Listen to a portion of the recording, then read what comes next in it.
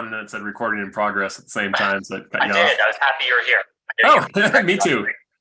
Hope I'm not late. It looks like everyone else is already here. It's 11. No, right on time. Perfect. The Tuesday, May 9th Audit Committee will now come to order. We are convened as of 11 a.m. I would respectfully ask everyone attending this meeting to mute yourself unless you are recognized to speak. Thank you all for joining us this morning. Please note the committee meetings of the RTD Board of Directors will be held remotely via Zoom and will be audio and video recorded. The meeting recordings, along with the unofficial minutes of the meetings, will be posted as soon as practicable on the board's website. Visit rtd-denver.com, and a live stream of this meeting is also available via RTD's YouTube page. Directors and members of staff, for the sake of the record, if you would like to be acknowledged during today's proceedings, I would ask you to please raise your virtual hand and wait for me to call on you before proceeding to speak. Directors and staff participating by phone can also raise their virtual hands to indicate they would like to speak by pressing *9. To toggle your mute setting on the phone, press *6. I would now like to call the roll for the committee members. Director Catlin. Here. Director Davidson. Here. Committee member Rendell. Here. Committee member Owenberger. Here. And I am here. Any other directors? I would like to open public comment to anyone who would like to address the committee regarding any topic listed in the published meeting agenda for the current and immediately preceding month. If you wish to speak and have not already done so, please either raise your virtual hand or press *9 on your phone. Are there any hands raised? No, there are no hands raised and there were no emails. Wonderful. With no participants in the queue, we will close public comment period at this time. There is one recommended action on the agenda this morning. The action is for the proposed 2023-2024 internal audit plan. For the Board of Directors to approve the 2023-2024 internal audit plan. Do we have a motion?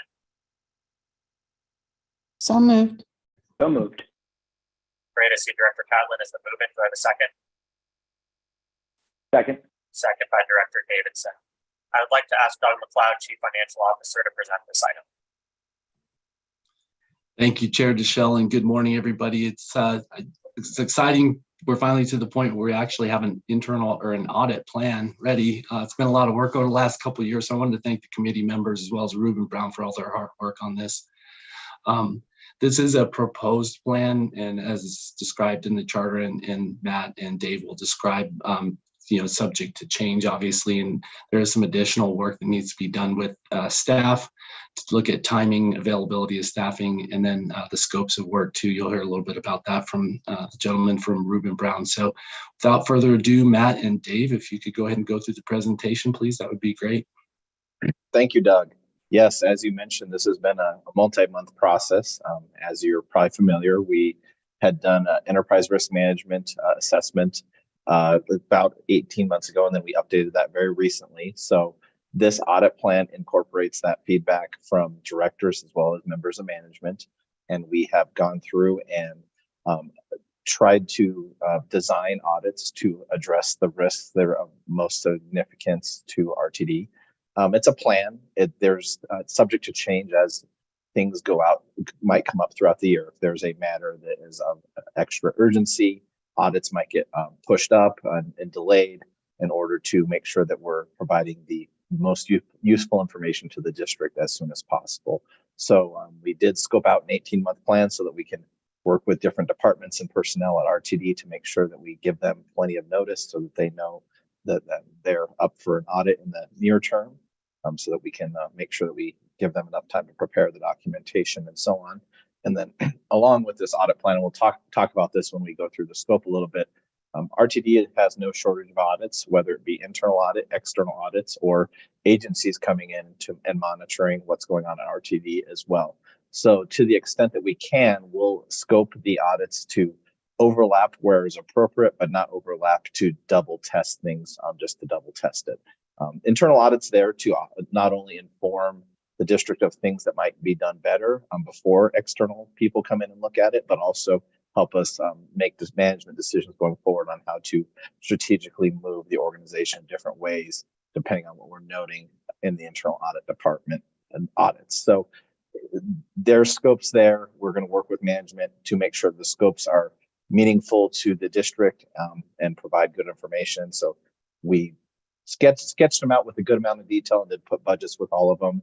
There could be times that audits do get cut down from a budget a little bit perspective, especially if we have a monitoring report from an outside agency that says, here's the things we noticed. We might follow up on those things and then do some other parts of the audit. But we'll kind of go through the audit in detail here. But I wanted to make sure that to let you all know it's a plan. We're supposed to be dynamic when we're doing an audit. We're not supposed to be oblivious of what's going on around us. So we may modify it throughout the year to the extent that we need to. I, as the chief audit executive under the charter, do have the ability to do that.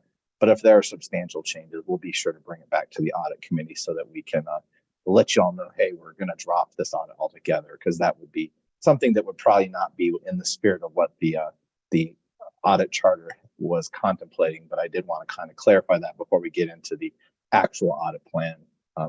Any questions on that part of it? Okay, well, Dave, do you want me to share my screen, or did you want to share from your end? I can share. Okay. So Dave's going to kind of do some of the detailed discussion. We've taken all the feedback from the last audit committee meeting while Dave's getting that pulled up, and we've made sure to either prioritize audits as well as scope things as recommended by the audit committee meeting we had last month. And then we'll take additional feedback. This is kind of our one last chance to get some additional feedback before we bring it to the entire board of directors to kind of bless the audit plan. That was some of the feedback when we had the reviews from our peer agencies, is the design of the internal audit function was not reporting to the board in the ideal manner. And so this is kind of that exercise of reporting to the audit committee and recommending that go to the board so that the board can provide their correct fiduciary oversight, but and be informed, but also not have to be bogged down in too much detail. So Everyone can see the screen, correct? correct. All right. So I can just talk through some of the changes since we first discussed back in April. As Matt noted, this was changed to an 18-month internal audit plan, and that was largely due to getting a later start this year, and just speaking with CFO McLeod that we can definitely get going this year and roll right into next year and not have to rescope and do all the planning that might be entailed with that. And then that gives us greater flexibility, as we talked about timing. So once we discuss with management, hey, now's not maybe a good time to come in and do this audit. We're just finishing up another audit, or we're revamping our entire process. So examples like that, we can definitely adjust more quickly if we have another audit to pull up, and vice versa. So was changed to an 18-month plan. Audits were included or added based on that risk assessment, as well as management requests, and just really I also providing extra time that I've brought up before as a best practice to be able to respond to a fraud or anything new that might come up as far as we need to look at this vendor or that. So examples like that. As Matt mentioned, we also added hours, so that gives a better idea of like the scope or magnitude of a particular audit. So some of the larger audits are the 300 hours, the 280 hours, as you see here. Some of the smaller ones that we anticipate are closer to the 160 hours.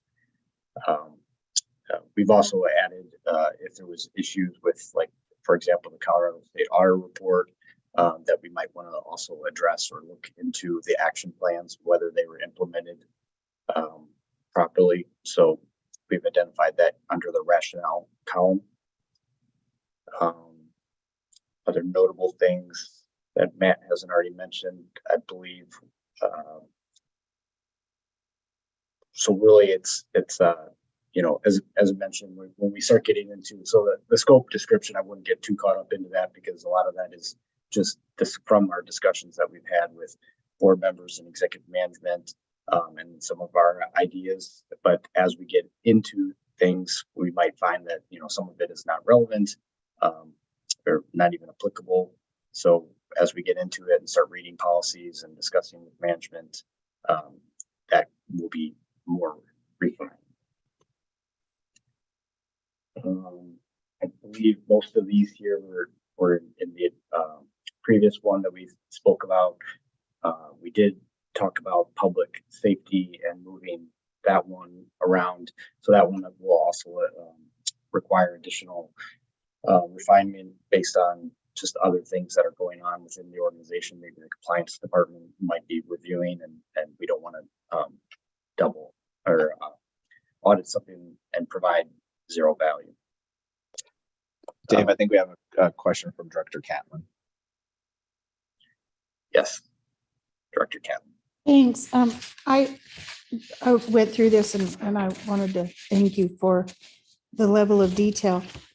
I just was curious if you were going to have a anticipated release date of the draft audit or something for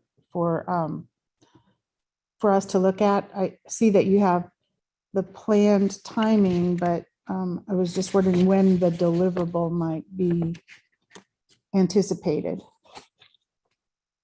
So typically the audit life cycle is, I'd say 2 to 3 months. You know, there's prior to the audit field work, there's at least, you know, 2, maybe even 4 weeks of planning. And then after the audit is completed, we haven't discussed with management as far as metrics on delivering the audit report. It would be our goal to provide something relevant before, you know, our audit recommendations are even out of date. But within a month, I would hope would be an achievable metric, and then I guess that would be reported to the audit committee at the following quarterly meeting. Yeah, so we're scheduled for approximately quarterly meetings. We'll try to honor that in order to not bog you down with too many meetings, but we will definitely try and schedule out. We feel like these audits will be reported at this quarterly meeting based on where we're at in the audit plan, so that you know what you might be getting for goodies to chew on. Great. Thank you. And just quickly, I want to note for the record, Director Guzman has joined us. Director Catlin, did you have any further questions? Great. Mr. Brendel? Thank you. Just a clarifying question. I'm assuming then that there'll be a report for each of these projects and not one big report at the end. Is that correct? That's correct. Thank you. And typically we would just provide the executive summary if you needed further information on the report or wanted to review the full report. We need to discuss, but usually I think the audit committee would be part of the distribution for the full report. Great, appreciate it. And going forward after this meeting, if we could get just another column added with estimated draft report delivery timing, that would be great, just so we can make sure we're keeping things on task. Yeah, and I anticipate that we would provide to every quarter where, you know, an audit was scheduled to be, because as we talked about things shifting, and to where it might move to. But then with that, yes, it would have anticipated report. Great. Thank you. Yeah, and we're holding just on the off chance that the full board of directors does not decide to replace an audit and higher emphasis and move it, maybe bump it up in the importance. This audit committee, we're hopeful that this will be the majority of the changes, but we're open to the feedback for some additional emphasis or additional urgency if something were to come up between now and when we present this to the full board of directors later this month. So. Catlin? Thank you, Chair.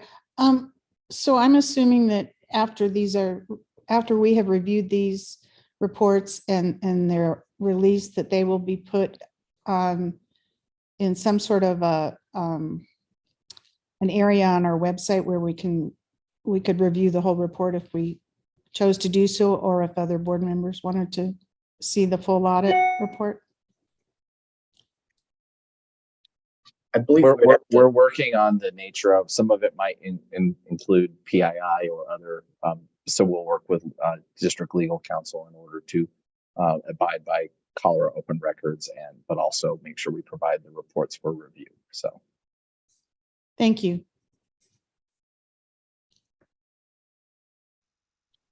Right, Dave, go ahead. Okay, so I think I'll just flip through this pretty quickly, but noting any significant additions. We did add the ERP project participation, so that is obviously pending on when the agency does get going on, if they are going to be switching over ERP systems, but that's really more of an internal audit. Always is a best practice to have a seat at the table to help in the design and implementation of that, to get ahead of things that might arise. The federal, state, and local regulations oversight review is really more of just to get a understanding of how the agency compiles and tracks all the different regulations that they need to abide by. The shift scheduling review is one that is a result of the Colorado state audit report, so we want to look into the action items there. The IT vulnerabilities is a new one, so that was not in the original one that we spoke about in April, but something that we anticipate that could be undertaken in early 2024. The Denver Transit Partner Review is something that we felt that a review of third parties needs to be done, and we could cycle in, we maybe even do a mini risk assessment of all the different vendors and figure out which ones could benefit from being reviewed annually or every other year or whatever the cycle might be. But this is a larger one that we felt that was safe to add that to the schedule to review next year. And then some of these are more the administrative ones, so that we would do towards the end of 2024, just to kind of move us in and get us a fresh list of risks to build our internal audit plan, as well as time to follow up on action items from audits that we do this year or next year. So that one would be, we'd set up a quarterly review with management to go over those items. We can also add items from other audits outside of internal audit too, if that's a desire of management, to help track those, as well as baking in time for just ad hoc management requests.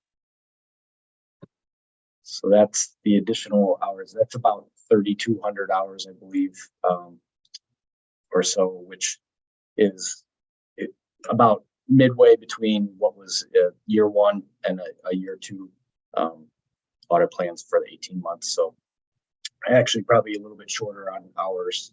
So we do have a little leeway on some of those. We have a question from. Yeah, John, go ahead. Thank you.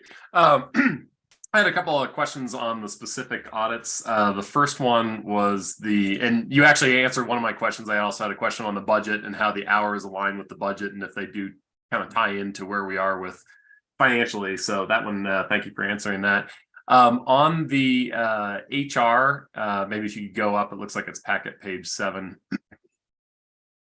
I just wanted to make sure that we were looking at employee turnover and reasons for leaving, and I do see that is the at the bottom there. We do say we do have a thing that says turnover HR indicators, but I just want to make sure that is going to be a portion that we're going to be looking at. Why are people leaving? Because I think we have two different things. We want to get people into positions, especially operator positions, And then also, why are people leaving? And is there some control that we might have over that to try to retain the employees that we have? So I guess does that cover it, that last bullet point and the turnover there? I guess I'm thinking about taking a look at exit interviews, maybe looking into what HR has done about it and actions that the district has taken to try to retain employees. You must have been overhearing some of our planning meetings as we did discuss this. So we actually had a separate one, which we could still add or modify, but we took that third one and kind of dispersed it between the two HR ones we have here. But yes, we had one, or at least we want to talk about the terminations process and including exit interviews, like you mentioned, and really, yeah, getting to the root cause of why people are leaving, because obviously that helps, management get a better idea, and ultimately internal audit wants to provide value into what we're doing. So the more we can provide, obviously, of course, based on metrics that we're able to obtain, the better that we can report out on. Okay, perfect. Yeah, I like that root cause as opposed to just, well, did you do the ABC of the termination? Did you terminate their access? Blah blah blah. But actually, why are people leaving in the first place, and what can we do to try to stem that and improve that? And then the final question that I had.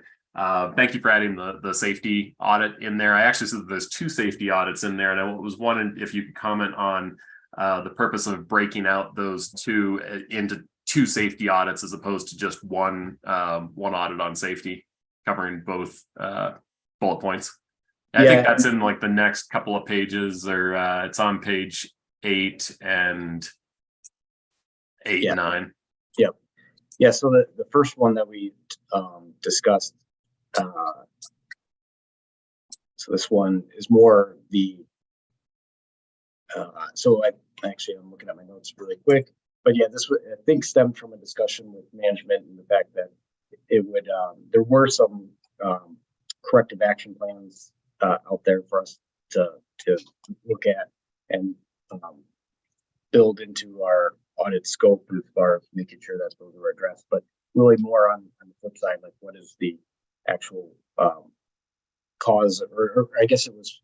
Sorry, I'm thinking back to more policies and procedures related on the one, versus actually looking at results and metrics and how the agency responded to things on the other. That's how that was broken out. Okay. So is the policy procedure the first one, and then the response the second one? Yes, correct. Okay. Yep, response on this one. Yep. And does part of that have to do, I think, Doug, I think you had said that there's a new process going into place, or perhaps a new director, or some new things where we might want to take an initial look, but then also give it some time to see how things have transformed. Is that part of the reason for bifurcating this? Yes, correct. And one of the other things that's a great question. The answer is yes. The other thing that we really need to take a look at on some of these compliance issues is that we're not overlapping or overstepping into regulatory bodies. So there's obviously certain bodies looking at some of these issues, such as the PUC, et cetera. So that'll take some coordination in the scope and what we're really looking at. And this would be a good example of that. And Melanie, did you have something you wanted to add? Yeah, thanks, Doug, if I may, Chair. So just for clarity, at RTD, we're really making a distinction when we talk about safety versus security. Those mean really different things operationally. So safety, we typically use to refer to our operational safety. So our vehicles, our infrastructure, our safety management system. And then security, we typically use to refer to kind of personal security, what our transit police officers, how they respond to, for example, operator assaults. So more personal security. So that's just something that's aligned with our strategic plan and how we kind of are tracking those measurables and deliverables. We use those terms to mean very different things. And I see both audits have, they say public safety and security review, incident response. So are both audits intended to cover both the safe driving of buses, as an example, as well as the assaults on trains type stuff, both safety and security? Yeah, I can defer to Doug, but I think the intent was to have the first one to be safety related and the second one that you were talking about be security, a security review. Okay, and if that is the case, perhaps we could tweak the audit title a little bit just to make it clear that that first one is going to focus on safety and the second one's going to focus on security. Yeah, and to give Melanie credit, she did mention that in her notes. So that was the safety part was supposed to be the, like you said, the first one, and then security was supposed to come off that, and vice versa for the other one. Got it. And I do see the distinction, and thank you for that. Director Davidson. Or sorry, Director Cowan was first. Director Cowan. That's okay. And Melanie, you said aligning with the strategic plan, and that was going to be my comment, that, and this might be directed towards management or staff, that it, and I don't want to get too many columns in this plan, but it would be nice to have something to talk about which areas of the strategic plan that these audits support. So for example, the HR would be employee ownership, you know, I just think that might be useful so that we can see that this internal audit plan is really meant to support our strategic objectives.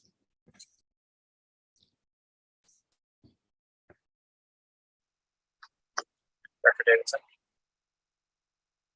Yeah, thanks.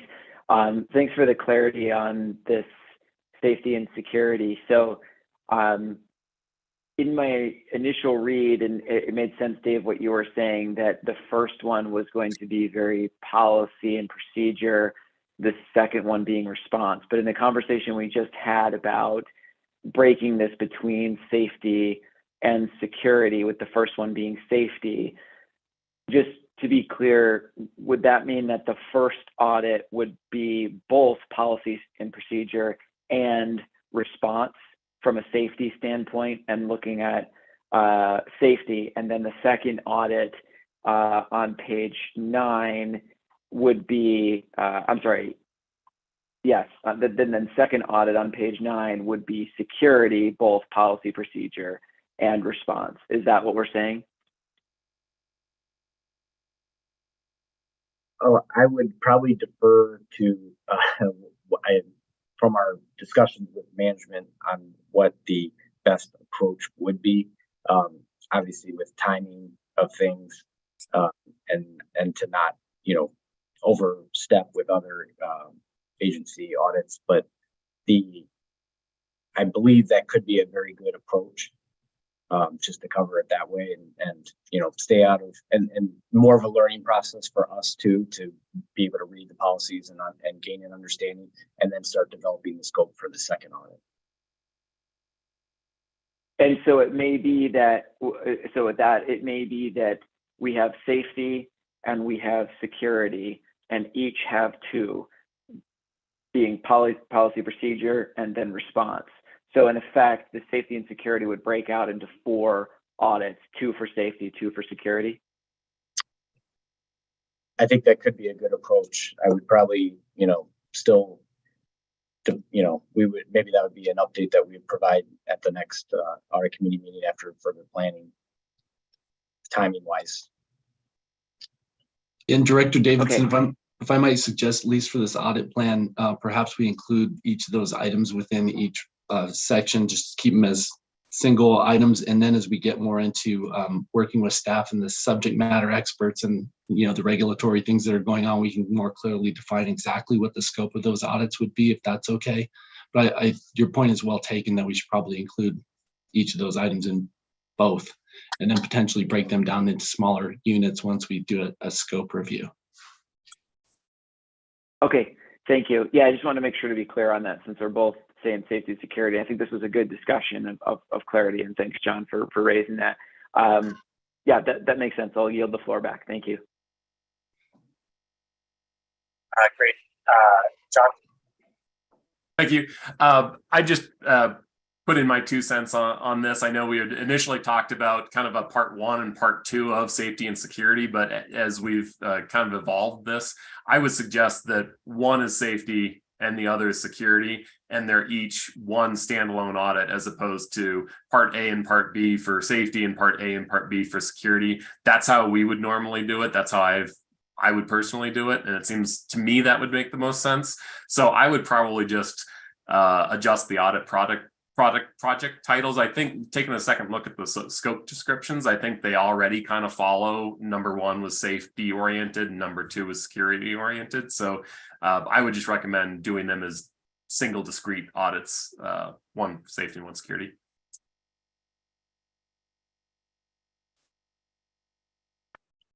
Yeah, and I believe that's the initial indication that we're, hearing from management without having had those detailed conversations. I think that's pretty much for our presentation of the plan. Is there any other questions? Any other questions before I add a few notes? Mr. Chair, if I might just summarize real quickly what we would like to do then with this audit plan. Yes, I have some feedback for you first, though. Oh, please go ahead. And I think, John, if you have one more, go ahead. Yeah, I just had a point of procedure question, since I'm kind of new to the audit committee thing. Not new to audit, but audit committee. So I'm assuming that the goal here is to motion, or perhaps a motion's already been made and we're having discussion, and then we're going to take a vote on it. Can we vote to approve it with the discussion? Like maybe there's some certain bullet points that we put and say, well, we talked about changing the project titles around a little bit, and motion or approve it with the minor changes. Is that how that would work?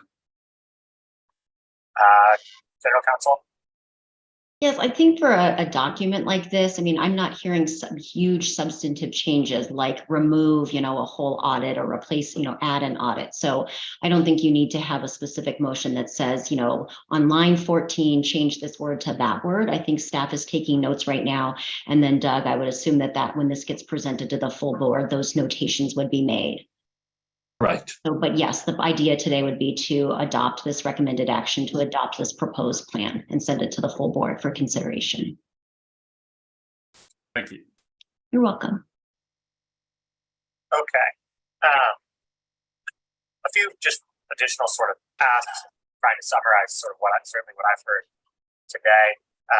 One is adding scheduled completion date to chart, whatever way makes sense. The other is hours against budget. It would be good to see generally, right? So there's 3,200 hours contained in this plan. And it would be great to see what that is against the budget. And then on a quarterly basis, as we go forward with these, it would be good to see, if right now 160 hours is budgeted, if we can see in real time, how many of those hours have we spent versus how many are still outstanding.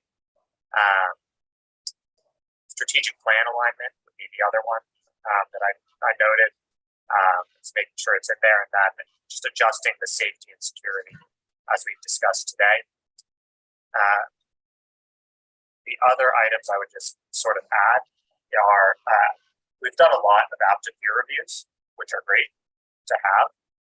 It would be good to know from the board, from audit, from protecting the agency, but also from the board perspective, to know how we're doing against those recommendations, right? They're obviously not binding, but if there was a choice to not adhere to a recommendation from a study or a report that we commissioned asking for recommendations, it would be good to understand why from the board perspective.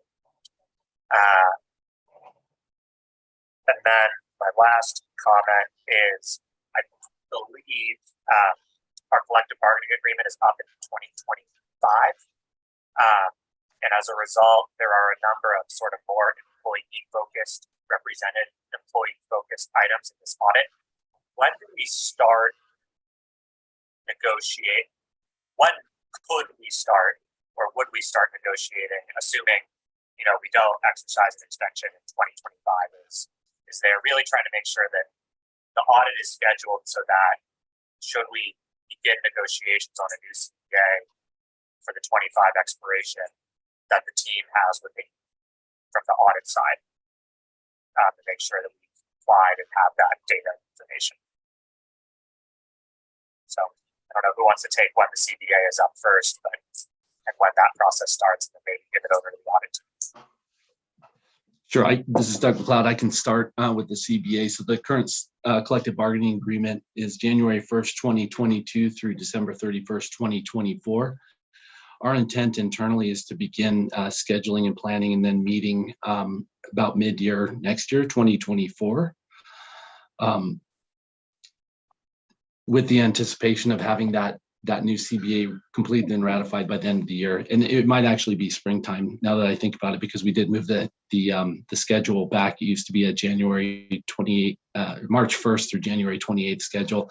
Now that we're on a calendar year basis, yeah, we'll probably begin those discussions earlier in the year, springtime 2024.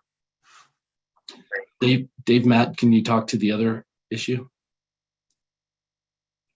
As far as including the hours against budget, we definitely will put and I think that's one thing we also need to talk to management as to what the year is that is budget, because I think our contract was approved June of 2022, and then so are we going to be on the half year, or are we going to annualize that, make it calendar year? So, but once we have that, we'll be able to tell you a better idea of the hours and then track against those for sure. The estimated completion of the audit reports, we could. I'm trying to think of the best way to present, like when maybe it'd just be a separate table as far as audits and when we expect the report out to be. So that you might go into a particular meeting and expect to see 3 report outs, and if not, why. So we would give rationale for that. Strategic plan alignment, yes, we could do that. I think it does look like we have room here for an extra column, so that's no problem. And then making those minor changes to the audit project titles, for sure. So I think we can make those in short order, and I believe I don't know if there'll be any additional eyes needed on it after your approval, but we'll work through that. Great, thank you. I think it looks like we should have sort of everything done for that spring of 24 timeline, Doug, but I'll sort of defer to you and Snyder and your respective teams for adjusting timing of audits if there's certain ones that you think, we really are going to want this heading into negotiations, just to make sure that those are properly scoped and timed, knowing that that's coming up in somehow probably about 12 months, or just under. Yeah, we definitely can do that under the approval of management, as well as your chief audit executive can bump it up so that we have relevant information in time to make strategic decisions and negotiations. So we will definitely make sure we work in concert with Doug and his team as well. So. Great. Any other discussion on this item? Director Cowan? I'm sorry to take another bite here. Procedurally, when would we anticipate taking this? I'm assuming we would have to take it to the executive committee to get it on the agenda for the full board approval. So I'm just asking a procedural question. That might be Melanie. This is a standing committee, and so even though it doesn't meet monthly, the standing committee can push a motion to the full board.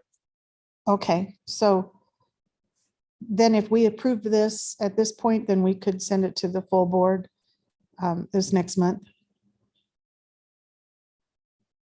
Correct. Okay, good. I just think that would be positive. Yeah, that's right.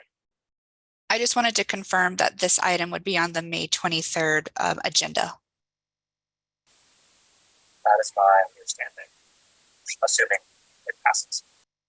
And the last discussion item I'd note, just in terms of making sure the full board is engaged with audit, is that should this pass, then it gets pulled from the unanimous consent agenda, recognizing the importance of having the full board engaged in the audit process.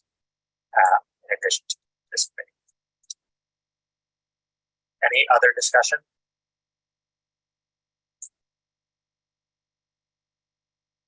Okay, are there any no votes on this action? Okay, with 5 ayes and 0 noes and no abstentions, the motion passes. There are no discussion items on the agenda today. Are there any other matters to come before the committee? Director Davidson? Yeah, thanks, Chair. I just wanted to take a moment just to thank everybody here.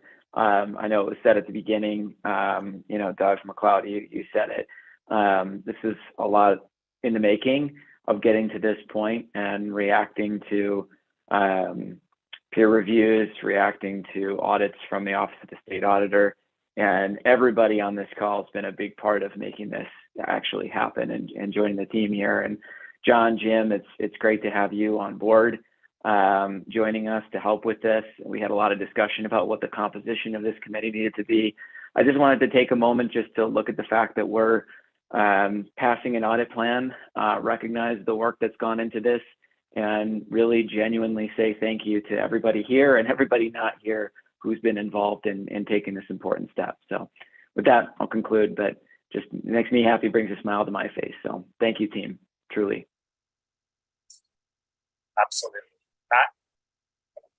Yes, I was just going to provide an update that we did receive communication from the Office of the State Auditor that they are slated to start one of their performance audits in July of 23.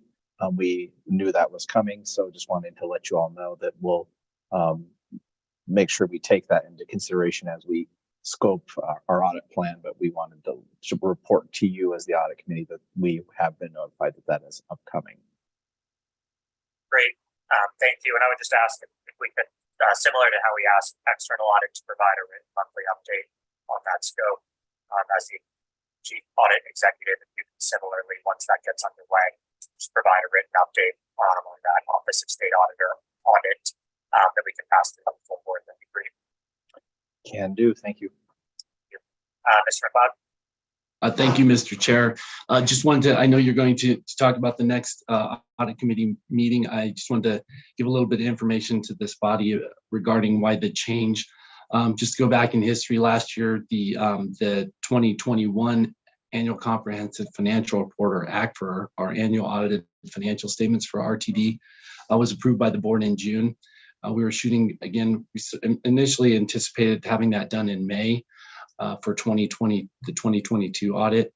That got pushed back to June due to some delays and additional work regarding GASB 87. It's a standard that was implemented, very complicated. I'm sure many of you are aware that it has to do with leases and putting leases, everything now for a lease is now considered something that needs to go on the balance sheet, where previously it was in the footnotes. So it took a lot of work to actually put that together and pull all the information, find all the what's considered leases under this new standard. In addition to that, we have a new auditor. Plant Moran is now doing the audit for the salaried trusts. That combined with the fact that we had some turnover in the salaried trust administrative staff with Benesis has delayed some of the communication information testing of items that would necessitate us pushing back that act for approval for 2022 into July. So in discussions via email with the chair, notified the chair that we preferred to bring that, instead of in June, having a June audit committee meeting, a July audit committee meeting, to bring that forth, which would include disclosures from the audit, any findings, any recommendations, and a full opinion.